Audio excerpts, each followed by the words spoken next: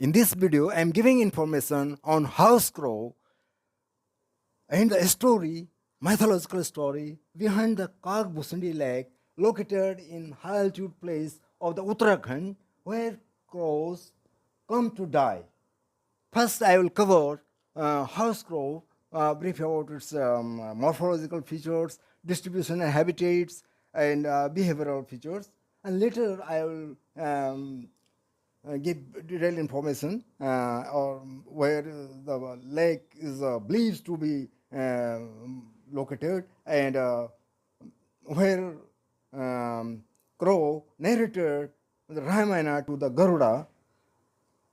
First, I will give information on the house crow. House crow, the scientific name is the Corvus splendens of the order Passeridae, and also known as the Indian grey-necked saloon or a Columbo crow, is a common bird of the crow family. And it is the Asian origin, but now found in many parts of the world where they arrived or assisted by the shipping. It is in size and say it is between the jackdaws and carrion crow. Here there are the two species. Jackdaw are the two species of the bird in the genus closely related to the crow, but smaller than the crows, house crows. Means house crows and ravens. One is the western jackdaw, and another is the Doran jackdaw. And another is the it is resemble with the carrion crow. Carrion crow are two blackish in color total and bigger in size and robust with robust body. But this crow is slimmer than either. Means carrion crow and jackdaws. The forehead of the crow and crown head part or in throat important taxonomical features of the birds identify and upper breast are richly black gloss back in the house crow and while neck and breast and breast are the gray brown in color and wings and tail and legs are black in this house crow. This house crow you can easily differentiate from the wild crow. Wild crows generally are blackish in color. High-altitude crow also black in color, but in grey crow it is found in the surrounding like Metros, Bangalore, Delhi. The neck is the grey color, grey color, and rest part is the black. You can easily differentiate.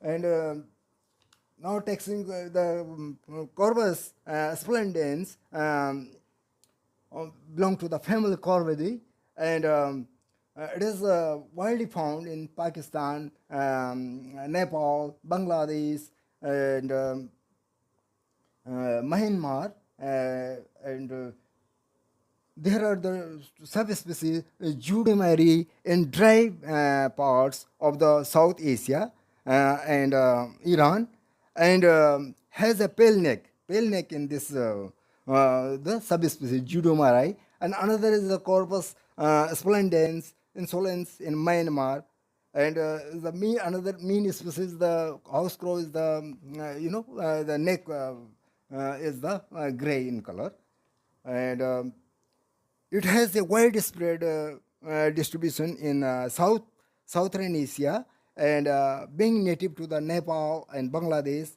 and Pakistan, Sri Lanka, Lakshadweep, Iceland, and southern Myanmar.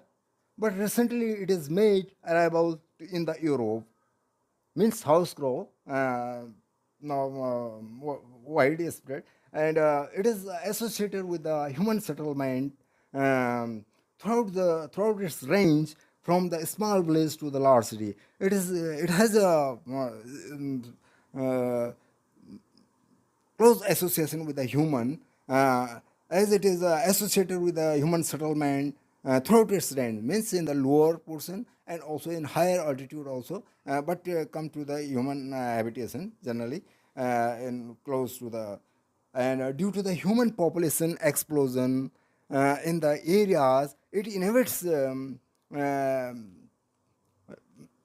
this species has proportionately multiplied, um, and being an omnivorous scavenger. Omnivorous, there are the herbivores and another carnivores and omnivores. Herbivores mainly fed on the herbs, means vegetables, fruits, and carnivores, the flesh eating. And omnivore means who can eat both vegetables and flesh part, means insect, reptiles. They can eat anything, and they have a great adaptation for perpetuating. And being omnivorous, it has enabled it to thrive in the such circumstances. It can sustain any tough situation. And relating to the diet, the house crow, I already told you, the house crow feed largely on the refuse, means जो घर का खाना छोटा रहता है, मतलब waste food, and largely on the refuse food and other animals such as the insect, small invertebrates, and eggs, and grains and fruits. And they make nesting, but it make nest on the large trees, and occasionally nest on the telephone towers also. And in the it lays 3 to 5 eggs. And in South Asia they are parasitized by the Asian quail. Quail, resembles like the in color with crow, but quail has a very melodious and very sweet like sound. But crow has a voice very harsh, caw caw, the very caw caw crow. So it has a little. By from the voice point of view, not good, but in quail, sweet melody. When quail sing on the tree, it is very sweet and pleasant sound. घरेलू कौवा, जिसे भारतीय कौवा और भूरा गला वाला कौवा, भूरा गला जानते हो, गले के ऊपर एकदम से, you can see in this video, गला आप देखेंगे पीछे से एकदम से भूरा काला, काला नहीं है बल्कि भूरा रंग का है, एकदम से दिख रहा, अलग ही कॉलर टाइप का, और भूरा रंग का होता है, और जिसका वैज्ञानिक नाम जो है कॉर्बस स्प्लेंडेंस है। यह कौवा वंश की यानी क्रो वंश की एक जीव वैज्ञानिक जाति है, मतलब स्पीसीज है, जो कि भारतीय उपमहाद्वीप और इसके पड़ोसी क्षेत्रों में पाई जाती है। पड़ोसी जैसे नेपाल, पाकिस्तान, ये सभी भारत के ही जो हैं, और यहाँ तक कि आपका तो थाईलैंड और सिंगापुर इन एरियाओं में भी ये मिलता है वाला हाउस क्रो। और समय के साथ मानव ने इसको जो है, मानव ने इसे विश्व के अन्य भागों में भी फैला दिया है, ठीक है, इसी हाउस क्रो को। और घरौली कौवे बाकी कौओं की प्रजाति के मुकाबले थोड़ा आकार में पतले होते हैं। जैसे मैंने बताया कि एक कैरियन क्रो जो थोड़ा रोबस्ट और एकदम से स्ट्रांग होता है, दूसरा जो है क्रो बोला कि उसमें जैकडॉल्स होते हैं, दूसरे जो कि वहाँ पे जो थोड़ा इसमें जो 2 स्पीसीज हैं इसकी, मैंने पहले ऑलरेडी आपको इंग्लिश डिस्कशन में बताया, तो उनसे उनके बीच का है ये, मतलब जैकडॉल्स एंड कैरियन क्रो से ये मतलब जो है थोड़ा पतला है। और इसके निचले शरीर के हिस्से में थोड़ा धूमिल काला रंग होता है, और गर्दन और के निचले शरीर के हिस्से में थोड़ा धूमिल काले रंग वाला वैसा होता है, और बाकी पंख, गले का भाग और पैर इसके काले होते हैं। इसकी पहचान है इसकी, किसकी, हाउस क्रो की। लेकिन जो हाई एल्टीट्यूड के क्रो होते हैं वो एकदम से थोड़ा ब्लैकिश होते हैं। कौवे भी अलग अलग स्थान के अनुसार इसमें थोड़ा डाइवर्सिटी है, विभिन्नताएं, मतलब क्षेत्र के अनुसार कुछ आ जाता है कि जैसे जो क्रो ऊपर होता है, क्रो मिलता है हायर एलिवेशन में, वो थोड़ा डिफरेंट कलर भी उसका डिफरेंट होता है, और उसका फीचर्स भी थोड़ा साइज में अलग होता है। तो इस तरह से ये जो है इसका वास जो है दक्षिणी वास, मतलब हैबिटेट जो है दक्षिणी Bharat, Nepal, Pakistan, Sri Lanka, Thailand, Myanmar, Maldives, Iran और अफ्रीका के कुछ भागों में यह फैला है। यह घनी आबादी के में ज़्यादातर रहते हैं। घनी आबादी में जानते हो आप, जैसे दिल्ली के आसपास भी कौवे आते हैं, लेकिन पहले तो बहुत आते थे। लोग ये पितृपक्ष में जो है बड़ा मानते थे कि हमारे घर में कुछ भोजन आ जाए, लेकिन अब जो है बहुत मुश्किल से आते हैं। पहले तो बहुत थे, क्योंकि अब जो मॉडर्न लाइफ स्टाइल, मतलब घरों का आवास इस तरह से हो गया, बहुमंजिली इमारतें होने से कौवे बहुत मुश्किल से आते हैं। लेकिन अभी भी आप जैसे ये अरावली बायोडाइवर्सिटी का एरिया है, ये आपका अरावली रेंज में जो आता है हमारा दिल्ली का, तो उसमें बहुत कौवे मिलेंगे आपको।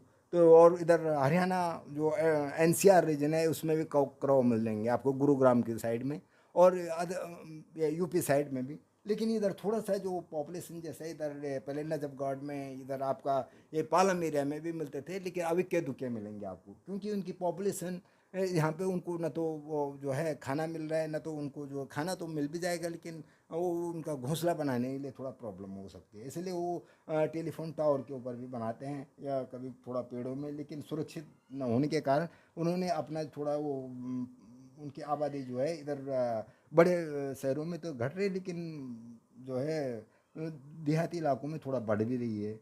तो इनका इम्पोर्टेंस भी है, क्योंकि मानव की संस्कृति के साथ बहुत पहले से जुड़े हैं। जैसे हमने बताया कि जो पितृपक्ष होता है हिंदू धर्म में, सनातन धर्म लोग वाले जो है पितरों के लिए भोजन देते हैं, तो उसमें गाय, हाउस क्रो को वो रखा जाता है, तो उसमें से उसका भी एक पार्ट, एक खाने का भाग दिया जाता है।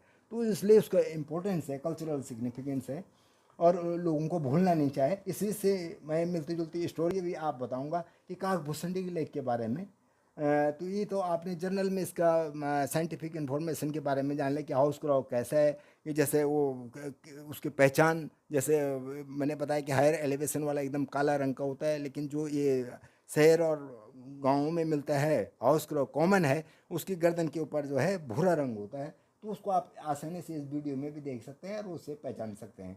दूसरा इसकी जो है आबादी में थोड़ा इसमें जो है घटता घटती आ रही है, इस वजह से कि लाइफ स्टाइल या बहुमंजिली इमारतों की वजह से। और इसमें जो मेन मैंने बताया कि एक काकभूसुंडी लेक जो है, the lake believe to be the place where sage Kakbhusundi, जो है एक ऋषि थे काकभूसुंडी, उन्होंने वहाँ पे तपस्या की थी। And they curse to be crow, और उनको श्राप मिल गया कौवे बनने का। और फिर बाद में उन्होंने क्या किया, नरेटेड द रामायण, उन्होंने रामायण को कथा वाचक की तरह से गरुड़ जी को सुनाया। आप जानते हैं गरुड़ जो है विष्णु भगवान जी का वाहन है। तो भगवान शंकर जी का आप अगर रामायण पढ़ोगे तो उसमें डिफरेंट जैसे अलग अलग कांड हैं, बाल कांड, कई कांड है, तो उसमें आप पढ़िए हुआ रहा उसमें कि काकभूसुंडी का ही इसमें आएगा। तो उन्होंने कहा कि भाई हम किसी को भी ज्ञान हम उसी की भाषा में दे सकें। अगर काग जो है, यदि गरुड़ जी सुनना चाहते हैं यदि स्टोरी को, तो उनको जो है किसी ऐसे ही से सुननी चाहिए कि जो उनके दिमाग में आ जाए आसानी से। क्योंकि वो आदमी, जैसे हम छोटे बच्चों को कहते हैं ना कि कोई पहले उसको, अगर कोई टीचर सॉफ्ट हार्टेड है तो उसके पास पहले जर्नली पढ़ाने के लिए भेजते हैं। इसीलिए भगवान शंकर ने कहा कि अगर इनको काकभूसुंडी जी, अगर इनको जिनको कि श्राप मिला था कौवे का, तो अगर उनसे गरुड़ जी सुने, तो उन्होंने जब परामर्श दिया तो फिर वो काकभूसुंडी लेक की तरफ गए। काकभूसुंडी लेक जो है हमारे उत्तराखंड में भुंडार वैली से ऊपर मिलती है। आप जानते हैं कि यूनेस्को की जो साइट है, ये वैली ऑफ फ्लावर्स बोलते हैं, चमोली गढ़वाल में है। और ये एक तो ऊपर वैली ऑफ फ्लावर्स के लिए रास्ता जाता है गोविंद घाट के लिए, दूसरा जो है भुंडियार से जो दूसरा रास्ता जो है काकभूसुंडी लेक की तरफ जाता है। और यहाँ पे जो है कौवे, मैंने बताया इसके इम्पोर्टेंस है, एक क्रॉस कम टू डाई। वहाँ पे एक तालाब है बहुत बड़ा, चारों तरफ से बर्फीली पहाड़ियों से मतलब घिरा हुआ है, और बीच में एक तालाब है, उसमें नीला पानी एकदम से ब्राइट क्रिस्टल क्लियर वाटर होता है। तो वहाँ पे कौवे आते हैं और फिर वहाँ पे गिर जाते हैं वो वाला। तो वहाँ पे उनको रेस्टिंग प्लेस बोलते हैं कि कौवे को जो है शांति मिलती है, इसलिए वहीं वो प्राण त्याग देते हैं। एक्चुअली क्या हुआ था कि वहाँ पे उन्होंने भगवान के बारे में, राम जी की कथा सुनी थी, तो इसलिए उनको सबको वहाँ पे मोक्ष मिल गया था। तो इस तरह से इसका मीन कहानी का यही है। और काकभूसुंडी लेक में जो है एक तो ब्यूटीफुल ट्रैकिंग प्लेस है, वो ट्रैकिंग के लिए लोग जाते हैं हिमालय में, क्योंकि हाई अल्टीट्यूड लेक है। दूसरा यहाँ पे काकभूसुंडी लेक की इंपॉर्टेंस मैंने बताई, जो मैथोलॉजिकल एंड कल्चरल इसकी सिग्निफिकेंस है। और जो कैसे जो है जो काकभूषणी जी जो कौवे के रूप में उन्होंने गरुड़ जी को सुनाए। गरुड़ जी भी तो जो विष्णु जी के वाहन है, वो भी एक चिड़िया ही, एविज एविज ग्रुप में थे। गरुड़ जानते हैं आप, जिसमें वो सवारी करते हैं लक्ष्मण जी और विष्णु जी। तो उनको कहानी सुनाई थी उन्होंने भगवान राम के रामायण की कहानी द्वारा। तो इस तरह से उनको मोक्ष मिला था वहाँ पे। तो इस तरह से हमारे संस्कृति में देखो हर चीज़ का महत्व है। इसलिए हमको जो पेड़ पौधे भी का भी ध्यान, जैसे हम तुलसी की पूजा करते हैं उससे, इसलिए हमारा यह है कि उसमें हम साक्षात जो है लक्ष्मी जी के दर्शन पाते हैं। इसी तरह से जो कौवा भी, जिसको लोग बोलते हैं कि यार ये ऐसी उसको पत्थर मार के भगाते हैं, तो ऐसा नहीं करते हैं, क्योंकि पितृपक्ष में उसका बहुत ही इम्पोर्टेंस है। तो इसलिए हम सबको एनिमल्स को बचाना चाहिए। Animals all are created by God, और उनकी जो है बहुत ही हमारे जो है संस्कृति में और मैथोलॉजिकल स्टोरी कुछ ना कुछ सुनने को मिलती हैं, और इनके बारे में भी जानना चाहे। ये ऐसे नहीं है कि जो रामायण आप जानते हो कि बहुत ही होली बुक है हमारी, वो उसमें लिखा है वाल्मीकि जी ने, तो उसमें ऐसे झूठ नहीं लिखा है। इसके बारे में बहुत ही तथ्य भी मिलते हैं। और वहाँ पे हाउस जो क्रो हैं वहाँ पे मरने के लिए जाते हैं, उनके कहीं पे लेग के चारों तरफ कभी कभी सिर ऐसे क्रॉस के मिलते हैं। तो ये इम्पोर्टेंस है जी। धन्यवाद ji. Please like and subscribe this video.